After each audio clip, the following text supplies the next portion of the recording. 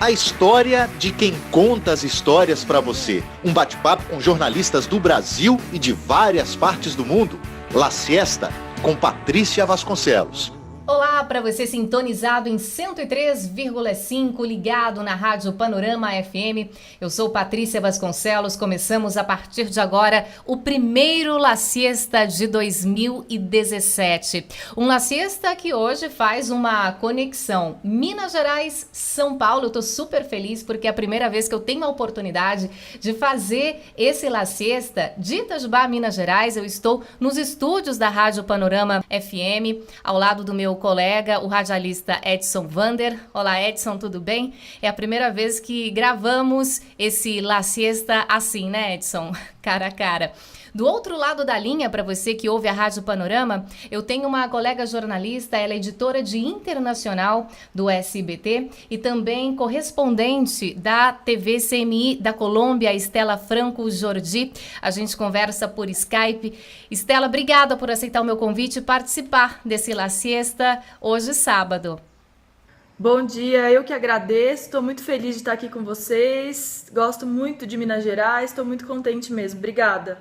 Bom, para quem ouve o programa La Siesta, neste sábado, à 13h, boa tarde. Para você que ouve o La Siesta no reprise no domingo, às 8h da manhã, bom dia. E para você que ouve segunda-feira, às 6h da manhã, um excelente dia também. Estela, a gente tem esse programa veiculado aqui na Rádio Panorama por 3 vezes.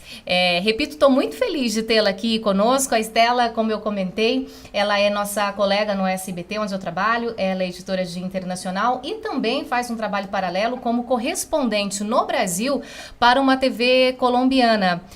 Qual a sua contribuição para essa TV, Estela? Já que La Siesta é sempre um bate-papo entre jornalistas, a gente fala um pouquinho aqui dos bastidores do nosso trabalho, né? Você fala do Brasil para a América Latina, é isso? Isso, Paty, exatamente. O meu trabalho é levar as notícias do Brasil para os colombianos. Buenas noches, compañeros. Buenas noches a todos. Bueno, este ya es considerado el más grande motín del estado de Amazonas, de la historia del Amazonas, un estado que hace frontera con el territorio colombiano. Nós temos muitas semelhanças culturais e históricas e eles têm muito interesse em saber o que acontece aqui no Brasil. É claro que o jornalismo acaba levando sempre, na maioria das vezes, as tragédias, mas a gente também tenta levar o que o Brasil tem de bom para os colombianos, né? A gente viu agora na tragédia da Chapecoense, na queda do avião, como eles foram amigos, solidários e parceiros. Fizeram uma homenagem belíssima, né? O Brasil se emocionou com a homenagem dos colombianos. Muito, muito. Assim, eles foram rápidos, eles foram solidários, eles foram muito bacanas. E assim, é um prazer enorme poder contribuir com eles, conversar, eu faço entradas num jornal que chama CMI, La Notícia, e é bem bacana, tô aprendendo bastante, acho que é uma fase bem importante profissional para mim e estou bem feliz. Acho que é interessante a gente ter essa conexão com os outros países latino-americanos, porque afinal também nós somos latinos. A gente tem a barreira da língua, né? Isso é uma coisa que acaba colocando o Brasil numa bolha, mas eu acho que tá na hora das pessoas entenderem que a gente tem que se integrar e se unir, porque esse é o caminho, né? Esse é o caminho do mundo, não só economicamente, mas acredito que espiritualmente, acho que esse é o caminho. Estela, aqui no La Siesta é um espaço criado aqui na Rádio Panorama FM para a gente dar as notícias da semana de uma forma diferente, pelo perfil, pela visão do jornalista. Então eu sempre pergunto das histórias que você contou, das histórias que você escreveu ou narrou. Você é uma jornalista que faz televisão. Que história você destacaria? Bom, eu não posso deixar de falar sobre a rebelião que houve há 5 dias em Manaus e que deixou 60 mortos, né? Foi uma barbárie, foi uma, assim, desde o Carandiru, em 92, a gente não via um massacre tão grande dentro de um presídio brasileiro. Isso foi uma repercussão não só no Brasil, mas no exterior também, né? Você reportou isso para a TV colombiana. O que se sabe até agora sobre o que realmente aconteceu, né, no presídio lá em Manaus? O que acontece, Paty, é que os presídios brasileiros, eles são superlotados, justamente porque tem muita gente que lucra com isso. E os grupos, as facções criminosas que controlam esses presídios sabem disso. E aí eles já não aguentam mais o que eles passam lá dentro. Então, essa foi uma maneira de chamar a atenção. E muita gente pagou com a vida, né? Então, o primeiro comando da capital entrou em conflito com a Família do Norte. São duas facções criminosas muito perigosas, eles são muito organizados, eles são extremamente organizados, eles têm até... o PCC, por exemplo, ele tem até um departamento internacional, para você ter ideia. Então, eles não controlam apenas São Paulo, eles estão expandindo o poder deles em outros estados, e aconteceu um grande conflito entre a Família do Norte, que é a facção criminosa que controla os presídios em Manaus e em outras cidades lá do norte do Brasil, e o PCC, que entrou em conflito, que quer dominar. Então, além de chamar a atenção das autoridades, eles estão ali numa luta de poder mesmo, e quem acabou pagando foram os próprios criminosos que estavam presos lá. Então, quem é aliado da Família do Norte, se não obedecer o que eles estão falando, se for pro lado do PCC, vai morrer. E é justamente essa morte, esse tipo de morte bárbara, eles estão cortando as cabeças, infelizmente, eles estão queimando os corpos, e é isso que está chamando a atenção internacionalmente. Então, muito triste abrir o ano com essa notícia falando sobre isso para os amigos colombianos.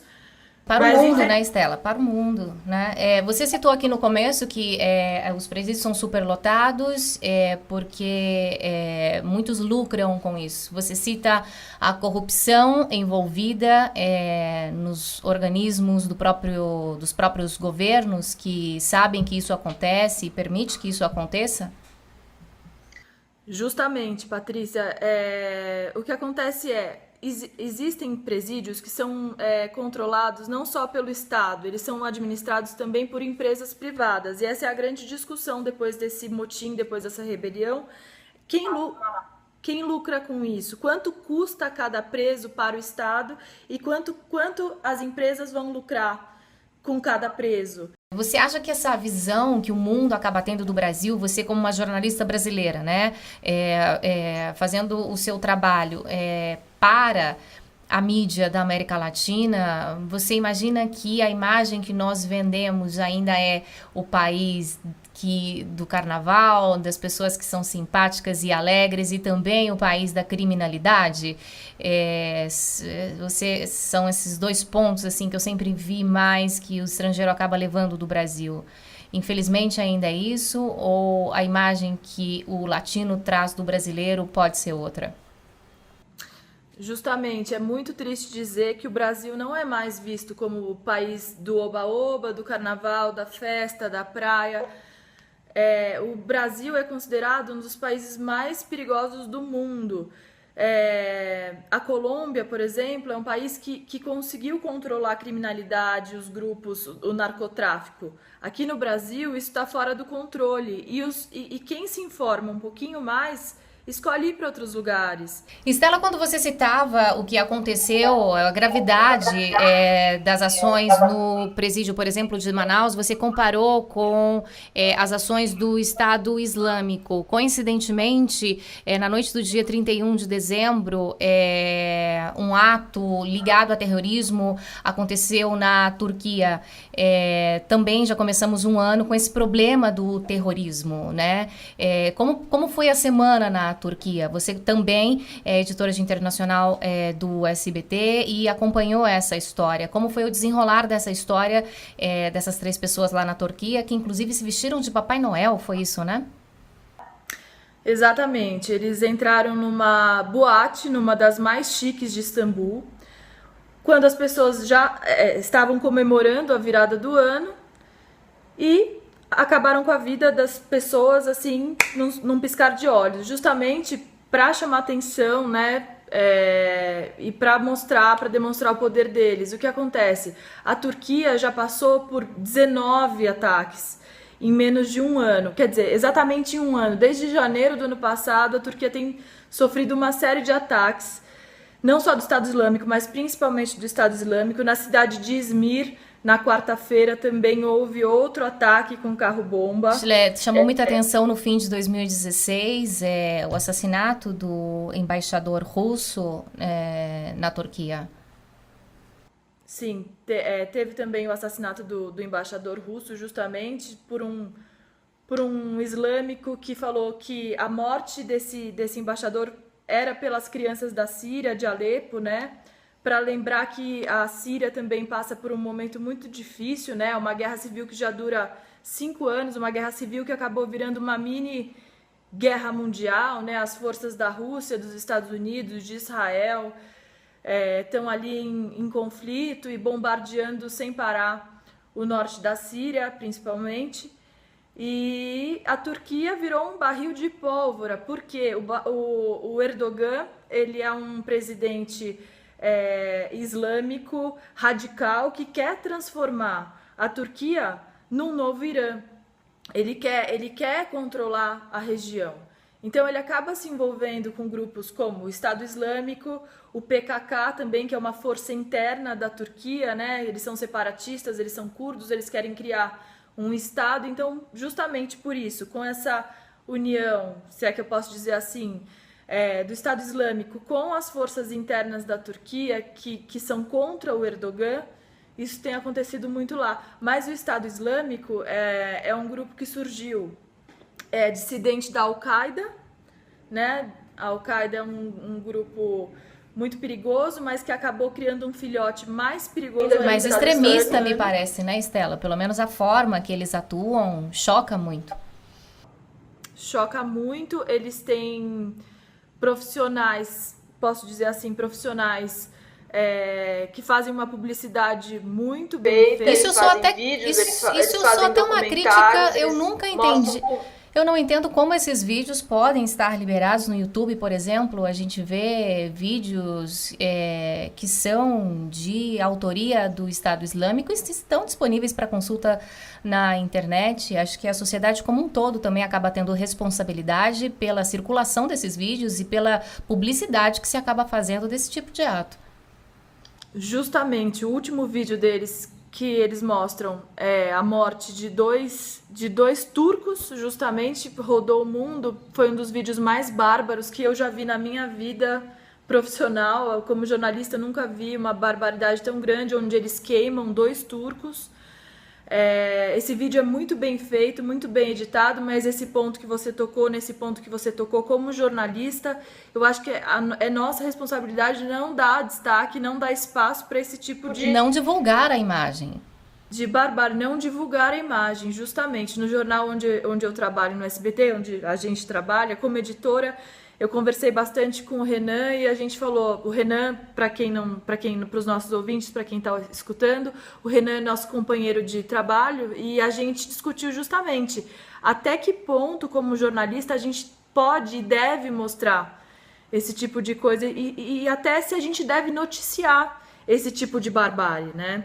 Uma discussão interna das redações, realmente. Aí depende de cada televisão, de cada manual de jornalismo, de como proceder. Eu estou dando até uma opinião aqui. Eu, particularmente, sou totalmente contra a divulgação de imagens e até mesmo de atos, assim, porque simplesmente divulgar, fazer justamente o que eles querem, né, Estela?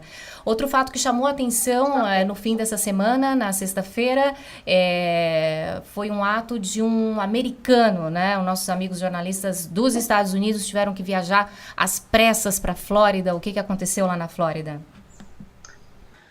Bom, nessa sexta-feira, um jovem de 26 anos abriu fogo contra os passageiros no saguão onde se recolhe a bagagem. Ou seja, um lugar super movimentado no aeroporto e ele estava armado. Agora, minha pergunta é, justo nos Estados Unidos, depois de 11 de setembro, onde as regras para justamente fiscalização dos passageiros, elas são muito restritas, né? Como que ele conseguiu ingressar com uma arma ali dentro do aeroporto, Stella? É justamente isso que a polícia americana está investigando, como ele conseguiu passar pelo raio-x, como ele conseguiu, inclusive, despachar essa mala com a arma. É muito estranha essa história, porque lá é impossível você passar, eles mandam você tirar tudo da bagagem, eles passam por raio-x, eles passam as bagagens pelo raio-x, e é justamente isso, esse é o ponto a esclarecer, como esse jovem conseguiu viajar com uma arma na mala. É justamente isso. E ele é um jovem com um perfil muito parecido com os jovens que acabam se envolvendo com o Estado Islâmico, se identificando com essa ideologia. Ainda não está provado, ao que parece ele agiu sozinho mesmo, mas a gente sabe que essa ideologia que paira no mundo atualmente... Ideologia ou falta de ideologia, Stella? Me desculpe o trocadilho, mas... né, Sim, exatamente. É o radicalismo sem ideologia. Acho que a gente pode dizer assim. Então, qualquer grupo com uma linha de pensamento acaba dominando esses jovens, né? Acaba virando exemplo para esses jovens que não tem referência, que não tem ideologia. Muito bem colocado por você, Paty. Acho que é justamente isso. Esse é o ponto. Eu acho que falta talvez uma ideologia, um motivo a mais para ele seguir e acaba entrando na onda de grupos que se aproveitam, né, dessa realidade da sociedade hoje em dia. Não digo da sociedade como um todo, mas de parte da sociedade, me referindo aí à falta de ideologia. Você acredita que 2017 vai ser um ano com mais boas notícias do que más notícias? Do Réveillon, disse isso para muitos colegas jornalistas. Até gostaria que nesse primeiro La Siesta de 2017 nós tivéssemos dado apenas boas notícias, né? Sim, olha, Paty, eu acredito sim que 2017 vai ser melhor, já está sendo melhor. Acho que como jornalista o otimismo é um fator indispensável. Se a gente não for otimista, se a gente não olhar para frente, recomeçar, reconstruir, a gente não consegue continuar contando as histórias que a gente relata todos os dias nos jornais. Eu acho que o otimismo é um tempero para a vida e eu não quero perder isso nunca. E acredito sim que 2017 vai ser um ano melhor, porque 2016 foi muito pesado aqui no Brasil e no mundo, né, Paty? Difícil. Eu também sou uma pessoa otimista e desejo o melhor para todo mundo que ouve a gente agora, mas nosso papel, né, Stella, é retratar o que foi notícia, pelo menos essa foi a ideia do La Siesta no mundo e essas foram as histórias que dominaram, pelo menos no noticiário internacional, a nossa primeira semana de 2017. Estou extremamente feliz de ter você aqui nesse programa feito de Itajubá, Minas Gerais. Espero tê-la aqui pessoalmente algum dia. Obrigada e como... Vai ser um prazer, vou adorar, quero muito. Muito obrigada pelo convite, obrigada por me dar esse espaço para colaborar aí com vocês. A gente sempre encerra o La Siesta, Stella, com uma música sugerida pelo jornalista convidado. O que você tem em mente? Bom, eu vou pedir agora para vocês uma música que diz muito e diz muito sobre 2017 em relação a 2016, que se chama Changes. Ou seja, mudanças. Exatamente, do David Bowie. Agora em janeiro, dia 10, vai fazer exatamente um ano que ele morreu prematuramente, porque era um artista fantástico, um camaleão, né, como a gente diz. E esse é o meu desejo para 2017. Eu acho que vai embalar bem aí o nosso programa. Tá bem. Changes, mudanças do David Bowie. Stella Franco Jordi, obrigada. Um grande beijo para você. Tudo de melhor para você em 2017.